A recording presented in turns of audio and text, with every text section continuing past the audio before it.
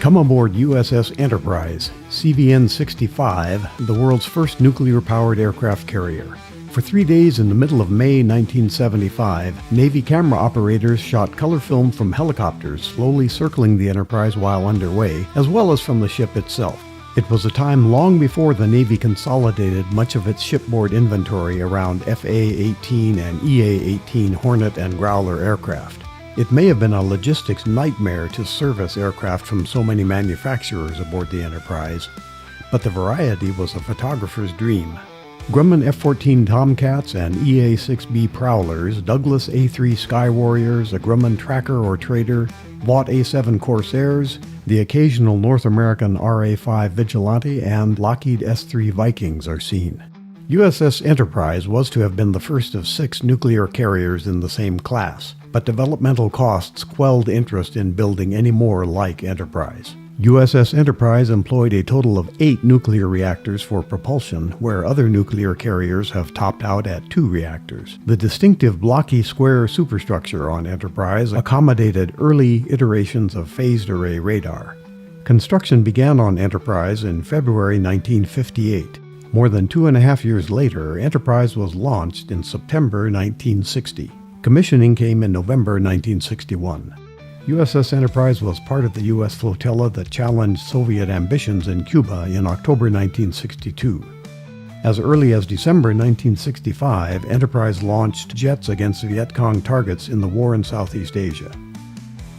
On 14 January 1969, an overheated Zuni rocket mounted to a McDonnell F-4 aboard Enterprise caused a cook-off explosion that quickly led to fires and explosions on deck. Even as the fires were brought under control quickly, 27 sailors died in the inferno and more than 300 were injured. 15 aircraft were consumed, and the deck's damage required repairs that were made at Pearl Harbor. In September 1974, USS Enterprise made history as the first carrier to operationally deploy with F-14 Tomcats. Enterprise struck submerged terrain off the California coast on 2 November 1985, resulting in an outer hull gash and damage to steering and propulsion, but averting a nuclear disaster.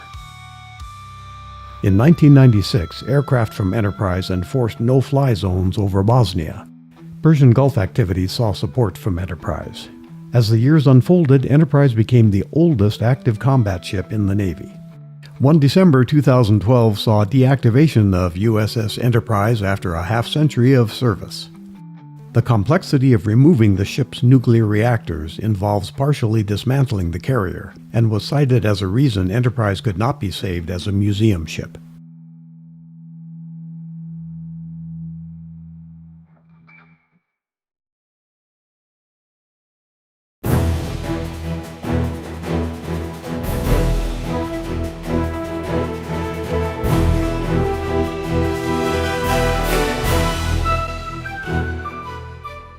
Steel from the CVN-65 Enterprise has been incorporated into the namesake CVN-80 Enterprise under construction now, a member of the new Gerald R. Ford class of aircraft carriers.